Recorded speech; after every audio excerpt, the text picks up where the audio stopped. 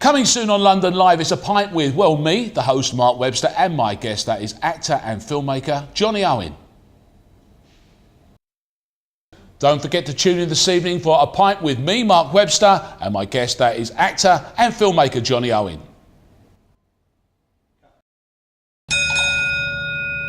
Lovely to see you, Mr. Jonny Owen. And you as well. Cheers. Thank you very much. Apparently so, yeah.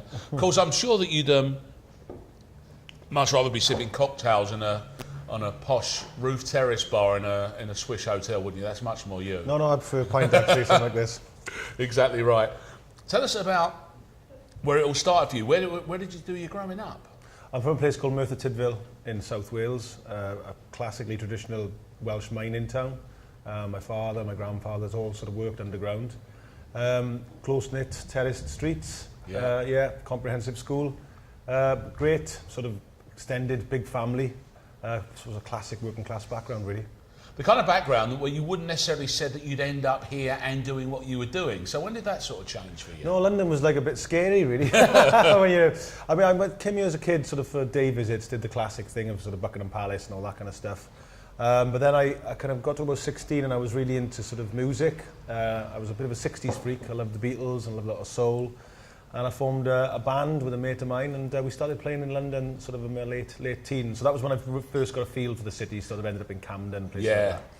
Was it inevitable as a musician and as a band that you would be drawn in? Is London a magnet for that? Is it unavoidable? Absolutely. I mean, even now it's kind of like moths to a flame. If you go out in London, and one of the world's great cities, if not the world's great city, Soho on a summer's night, and you go to bars, you do meet interesting people, I have found, I know it's the word, they call it networking, but you do find interesting people, and people do gravitate towards you because all the work is here, certainly in the media and music. So it's just one of those things, and like I say, when you spin around the orbit of those people who are more interesting, they all sort of pull together. So I loved it. I suppose, I know you don't mind the Beatles, you're okay with them, aren't you? Yeah. But of course, they're a great example, aren't they? Ostensibly, or physically the Liverpool band, but it was London that made them, wasn't it, as a group? Yeah, there's a very good argument which London people make that the Beatles were actually a London band. Right. If you think of it, from '62 they lived in London, and all their creative work was done here in the sense of recording and where they went touring and writing. So, London does very well from the Beatles. I think London makes tens of millions of pounds on the back on walks and obviously where Abbey Road is and all those kind of things. So, there's, in these days of sort of the internet and where you can be more geographically dispersed, there is an argument to say that you don't have to live in London, but I still find that the majority of my work is done here because all the editing houses and stuff. Yes, indeed. We'll talk about that, of course, because your career has blossomed into various different areas. But so what did you arrive at? What was this group called, and what were you sounding like? By which I don't mean poor to excellent. I guess what were your influences? Well, I was, like I said, I was a big 60s freak. I also loved a lot of early punk, and so we hit that kind of Britpop period, sort of, right smack in the teeth. So, we did sound like those classic British guitar bands, you know what I mean? We were called the Pocket Devils. And we were signed... Good name. Yeah, not bad, is it? I like it. We were signed to Sanctuary Warner, so we had a good deal. And we spent a lot of time up here recording some stuff. Never quite cracked the top 40. Got just outside. And then I got offered a part in a TV drama, a long-running TV drama in Wales called Nuts and Bolts. Very well known down there. And this is the time where there's only 4 channels. I think Channel 5 was just about to start. And it was on at 7 o'clock. And I was at a lead part. Time. Yeah. And so I know what instant... almost bubblegum pop fame is. The next morning I went to go get petrol and people were going, I seen you in that thing last night. So that's what sort of launched me kind of into the acting world, I suppose, at that time.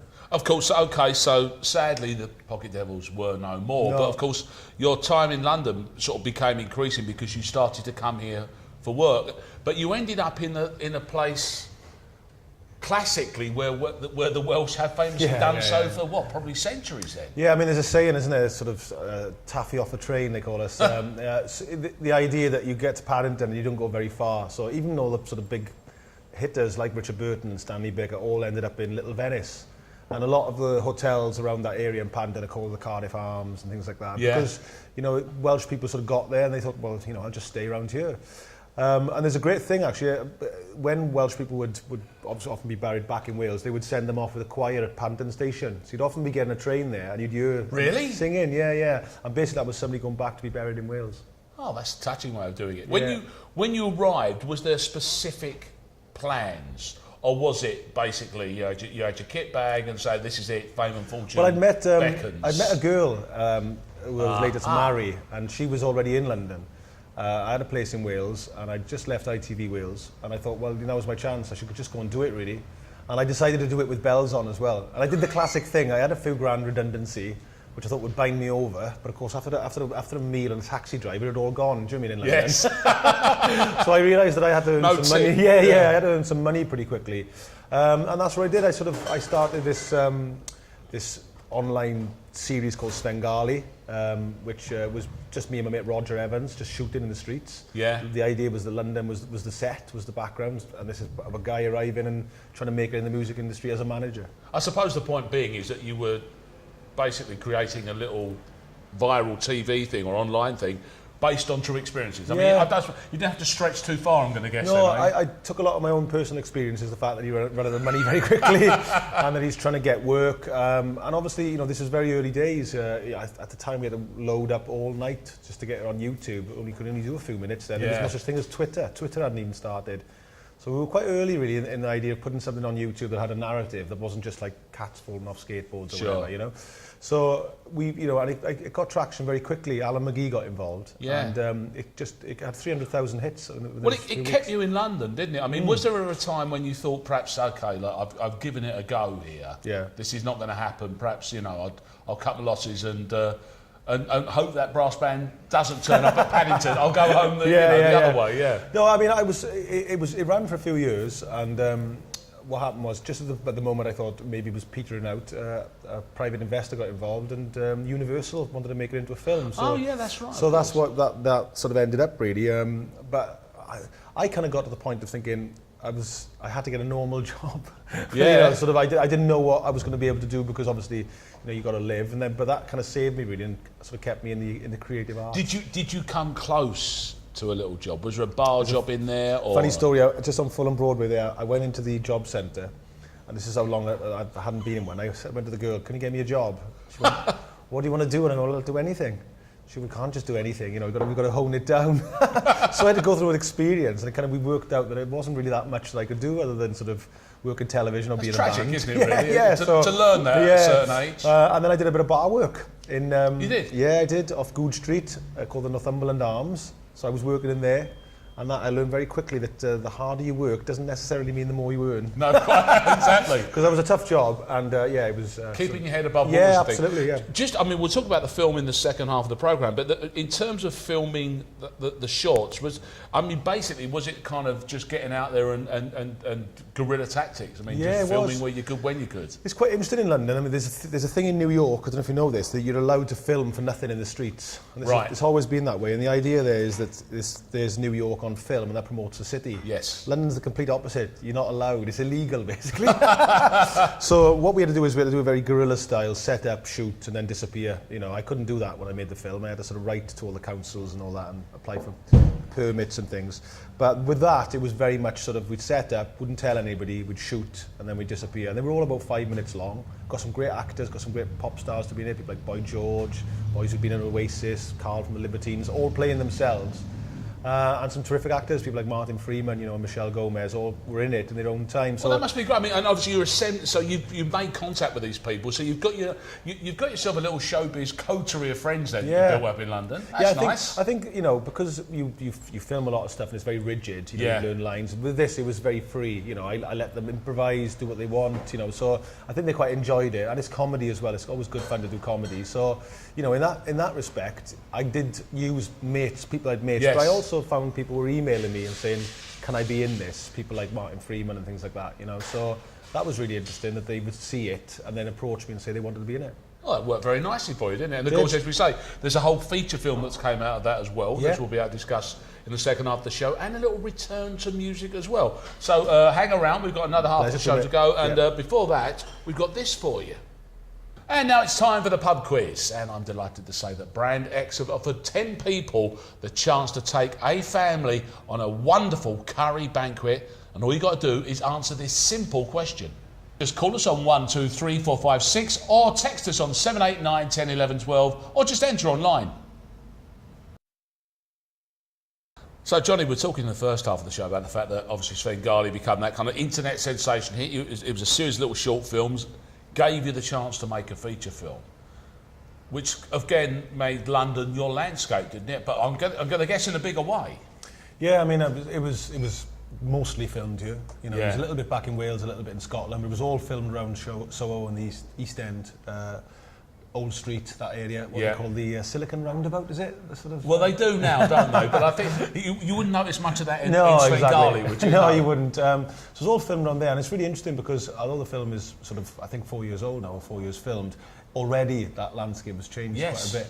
So I quite like the idea that I've documented a time, you know, in 10, 20, certainly 20 years' time, goodness knows what that area will look like, because we all know how much the East End has changed just in the last decade. So I'm quite glad I did it, actually, and you'll be able to see what London looked like at that time. Absolutely right. Do you think you captured that? Because I know that you were, you know, the Blue Post you were in, weren't you? Yeah. And, you know, various other iconic areas of London as well.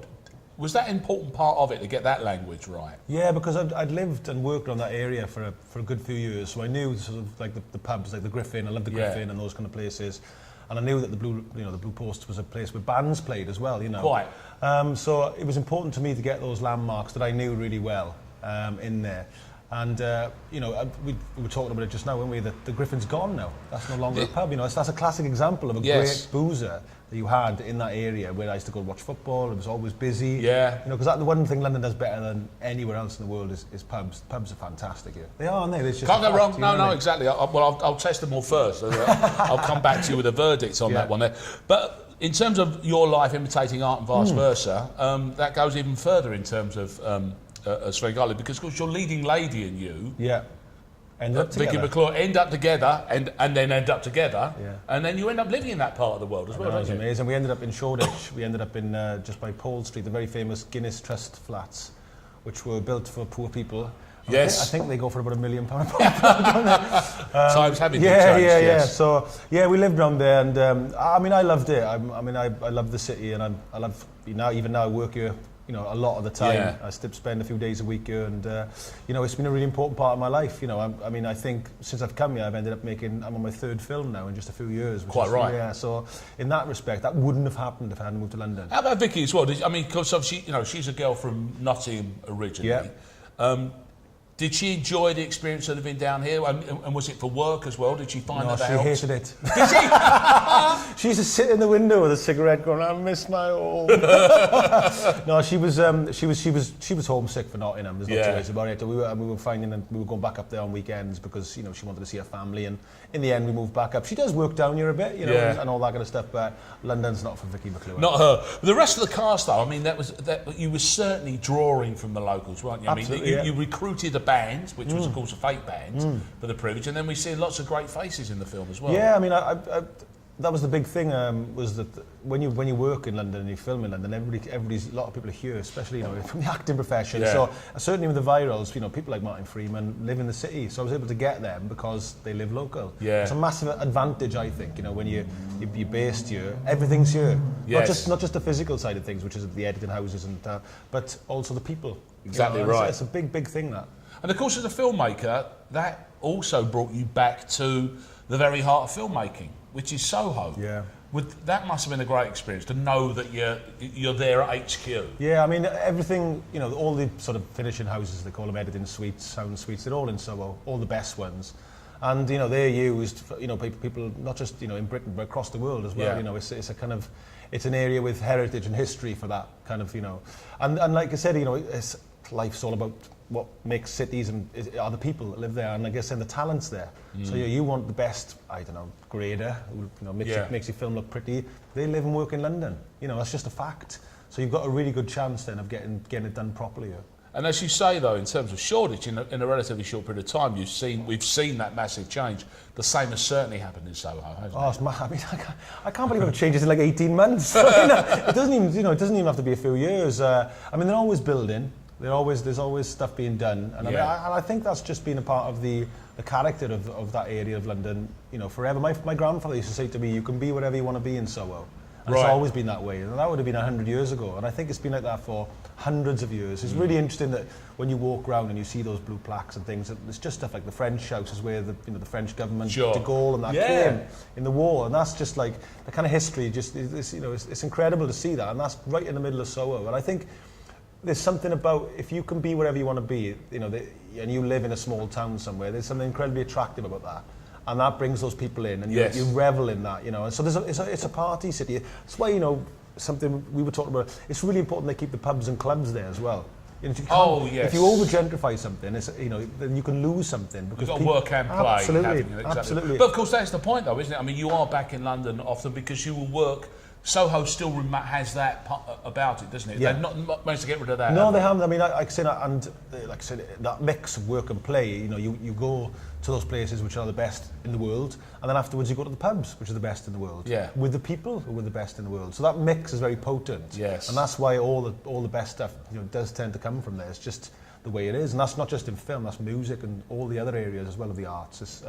It's just that pull, like gravitational pull of pulling in all the talent into London. You've done that a lot as well, because one of your little side bets as well is DJing, and you've worked and you've even played in a few clubs. You've broken out the old musical Six Guns every now and then, haven't you? Well, I'd like to think I'm Grandmaster Flash, but I'm not. But it's not quite happening. I just play some CDs and mix them in. You know. That's what I'm playing old 3-minute records from the '60s. I don't think that's how he made his living. No. Do you enjoy that? Because again, that's a chance to see a whole diverse London again as well. Then, isn't it? Yeah, I mean, I love music. It's a massive part of my life. I started in a band, you know, and what happened to me that was life changing. I'll be honest with you. My older brother gave me a battered Beatles album, and that was it for me. Then I kind of disappeared into that world. And I got to the mid-80s, I remember my mother saying to me, you can't have a Beatle haircut in the mid-80s, you look ridiculous, you know. I was a bit obsessed with them. Especially in Merck. Exactly, yeah. Talking about a target, do you know what I mean? But, you know, I love music, you know, and I love DJing, you know, I love modern music, I love my bands, I love my soul, like you. So, and that's, you know, that's really important to me. So when I DJ, basically I do it when people ask me. They say, you know, because they've seen Svengali or seen stuff I've done, and my film soundtracks have been a talking point. You know, people have found the choices interesting, and that's because I love. You've been up with the big names, and you've done with the Gallaghers and all that kind of stuff, so you've done your thing. But of course, what the interesting thing about music is it has brought you full circle, isn't it? Because you're back in London, and who believe it, there's a young band trying to make their way. A real band, yeah. How about that? There's I get sent quite a lot of music, quite a lot of the time, because of obviously, you know, I DJ and stuff, and and I was sent a band called the Sandinistas from South Wales, and they were very good. Sounded a bit like the early Clash, which is no bad thing for me.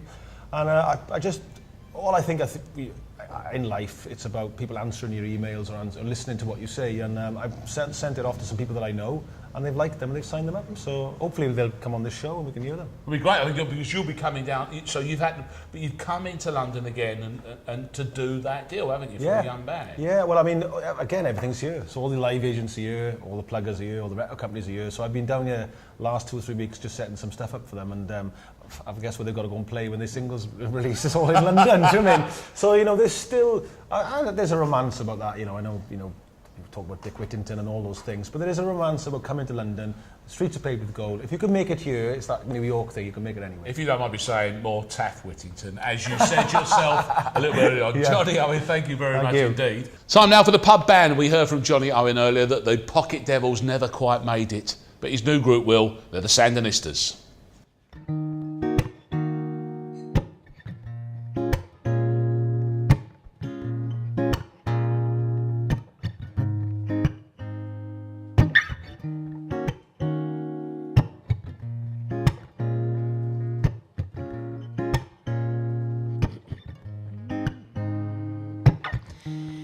Spoke to me like I was the one, carried away in my own dream. Told me everything I need to hear, made all my tears disappear, made all my tears disappear.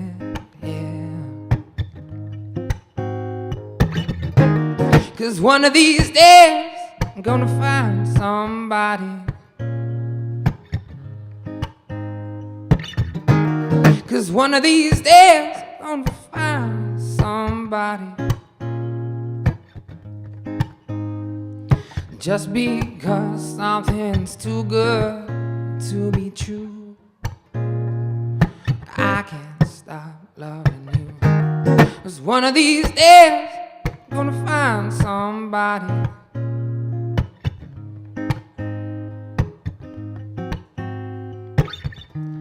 You held my hand, it felt so good. You listened and understood. You showed me everything I need to know. Facing my fears and letting go.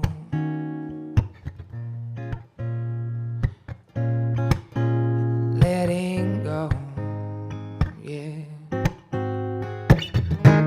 'Cause one of these days I'm gonna find somebody.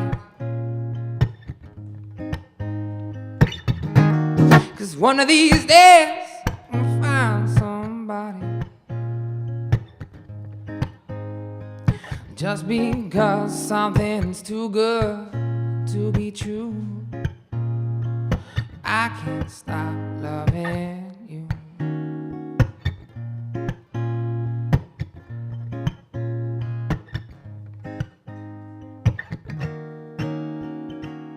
I can't stop loving you.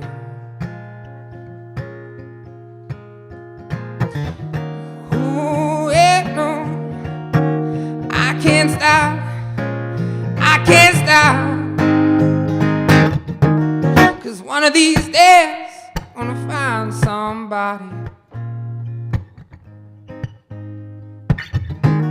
'Cause one of these days I'm gonna find somebody.